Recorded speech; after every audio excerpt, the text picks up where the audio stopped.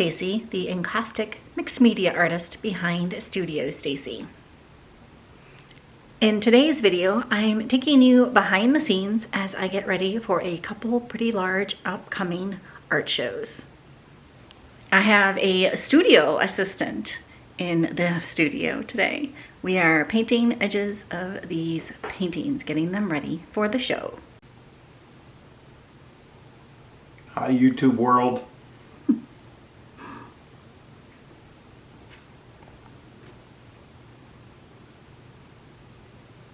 The paint I use on the edges of these paintings is a mixture of acrylic, golden acrylic paint, a brown color, and some glazing medium.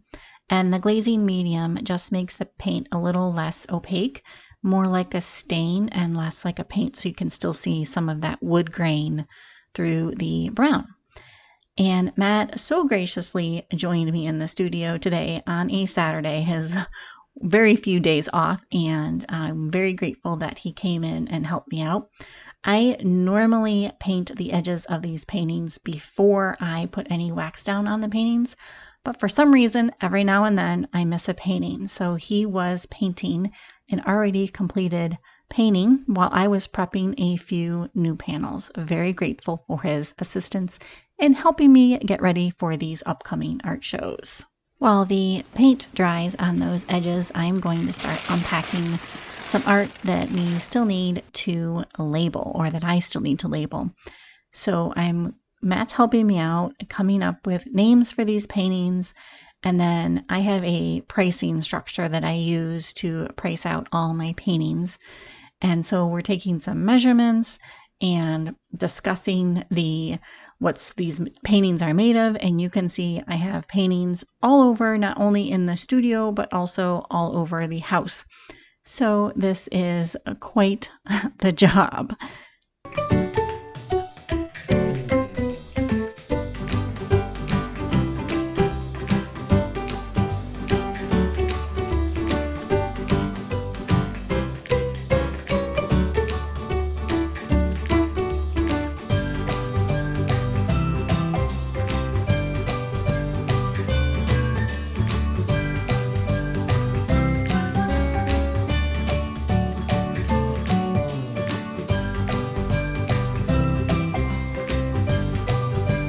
$6 million. But you can have it for less.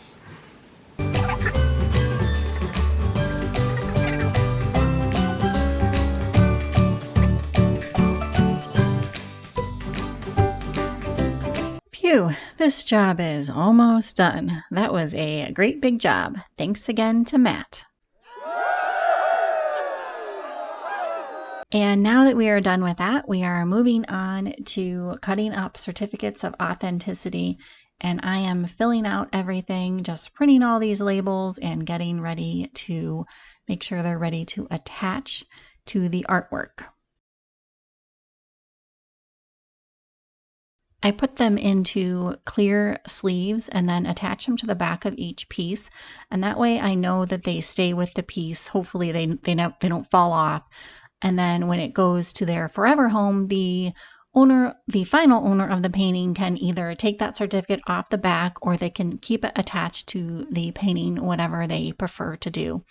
And I tape it to the back of the painting with this artist tape, and it's archival safe, and so it doesn't damage the painting or anything like that. Moving on to the labels that I put on each and every piece of artwork. This is what happens when you don't have a laminator. You get resourceful and use a packing tape on your printed labels. The packing tape just adds a little extra protection to each label, just to make sure that they don't get ripped off when I punch holes in the papers and such. The plastic makes it a little bit more durable. So here we are, just laminating with packing tape the labels, and then we're just going to chop them up, and we're about ready to be done for the night.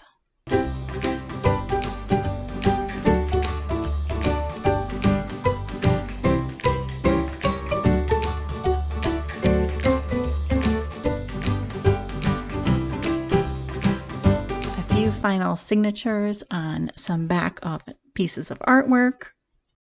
And before we go, here's a few parting words from my lovely studio assistant. Wow! It's still shiny! Good morning. Today, the plan is to get all of that art back there, all of the labels and pricing on the art, and then the art that's all over the rest of the house also labeled and priced. Takes me forever, for whatever reason, to come up with the names of these paintings. And so that is all done. All the labels are printed with the pricing and the sizing and all the good stuff on the labels. So next is to attach the labels to the art. So that's today's plan, and I'm hoping, I also want to figure out what pieces I'm going to be taking to this show that's coming up. It's a little bit smaller show, so I don't have as many pieces to take with me, or as much space, I guess I should say. So I want to try to figure out that, and then I can work on what the display is going to look like and make sure I have everything ready for that. So that's today's plans. Let's get going. I use these loop pins, is what they're called, to attach these tags to the artwork. And I use the longer 7-inch ones so that the tag can sit off to the side of the artwork. So either when it's hanging on the tent or if it's flat on the table, I can pull those prices and labels out so that a potential customer and collector can see the price of the artwork and what it is made out of without feeling intimidated to ask. Of course, I'm always happy to answer questions, but that way it's right there for them to see, and they don't have to be intimidated by it. And up next, I am just getting ready to set up this display. So getting excited here, almost ready to kind of finalize things. And I'm using these wire racks to hang up the larger paintings, and then they have these little hooks, which you will see here, and of course my lovely Studio Stacy sign hanging on the racks as well. But the hooks just are great for larger paintings. They are pretty sturdy and they work great for shows.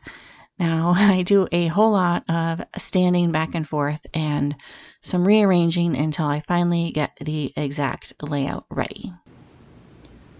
Okay, I think I'm going with this layout.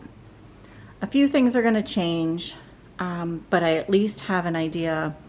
Like this middle painting here, this one, I think I might switch out to another 2x2 painting because there's a lot of blue going on. I apparently like blue.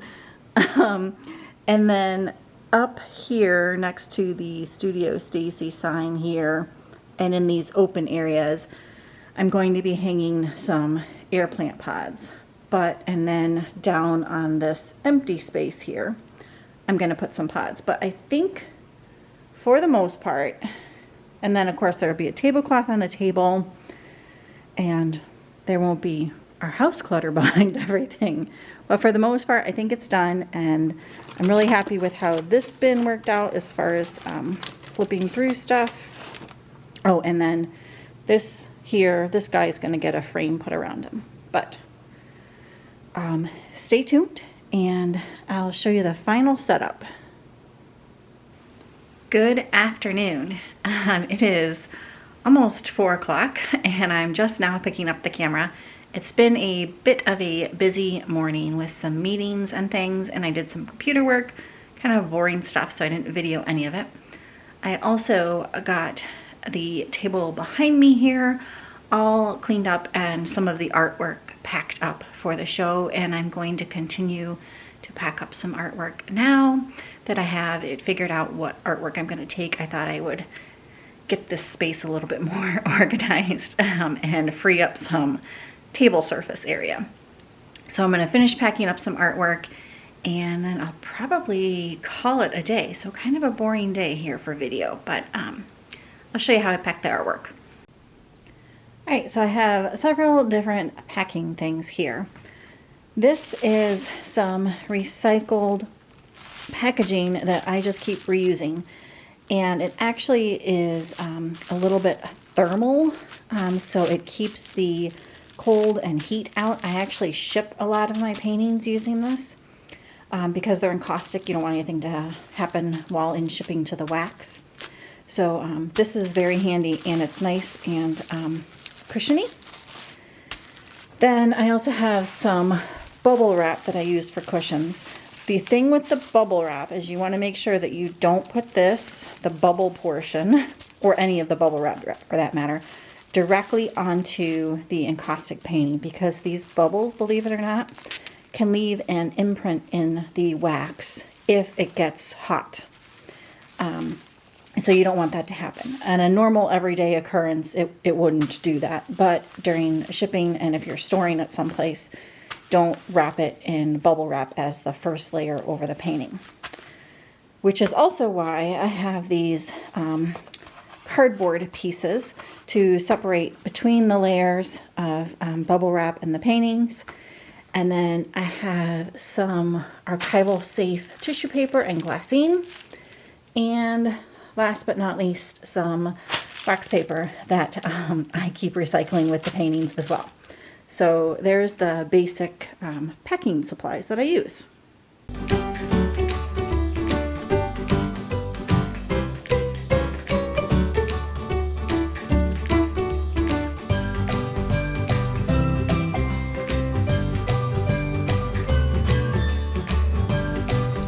If you have been with me for several years or since the beginning of my encaustic journey, you will recognize these.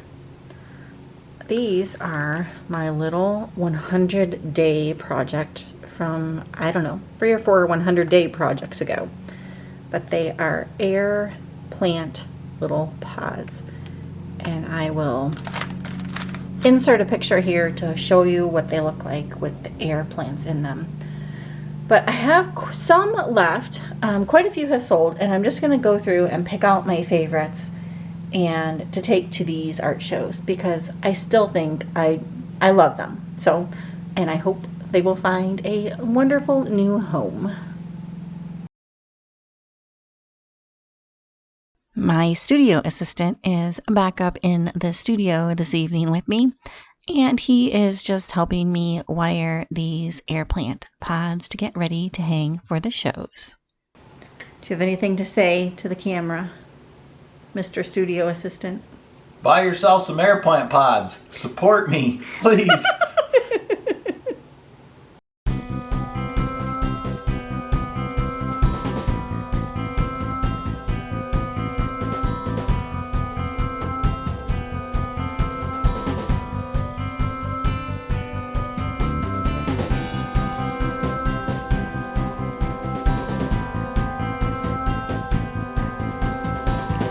Good afternoon. I have not picked up the camera again all morning long.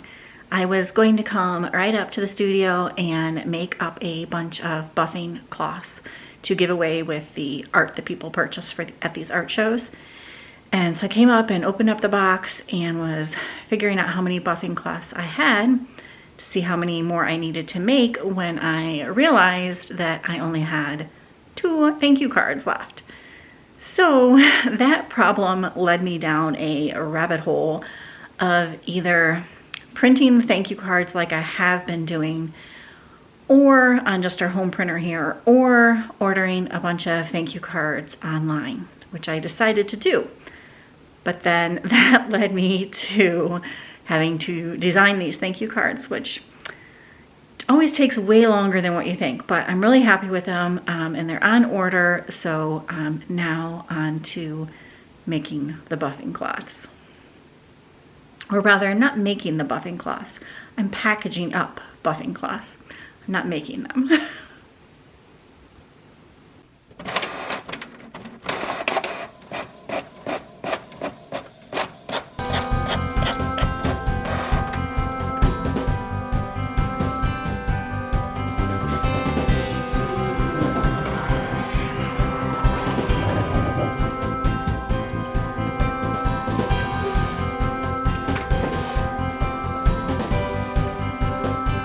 I use this box of deli paper that I have to cut out some sleeves to put the buffing cloths in. So that's what I'm doing here.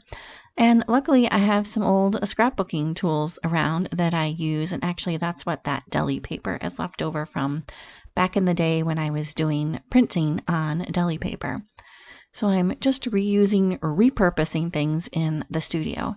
And then each buffing cloth comes with, of course, a sticker and your basic encaustic care instructions.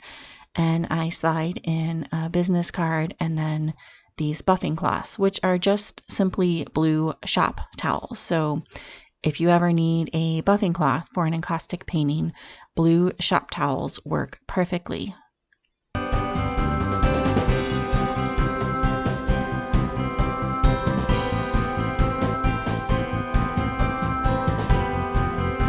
Okay, I think I pretty much have everything packed up and ready to go for this art show coming up. I just have a few minor little last things to do that I'll probably be doing over the next couple days. But for the most part, I'm ready to go. I think what I'm gonna do is wait to upload this video and I will take you along to the art show so you can see what the final setup looks like, and then also kind of get a glimpse into what the art show looks like. So stay tuned for that. That will be coming up here in just a few seconds for you.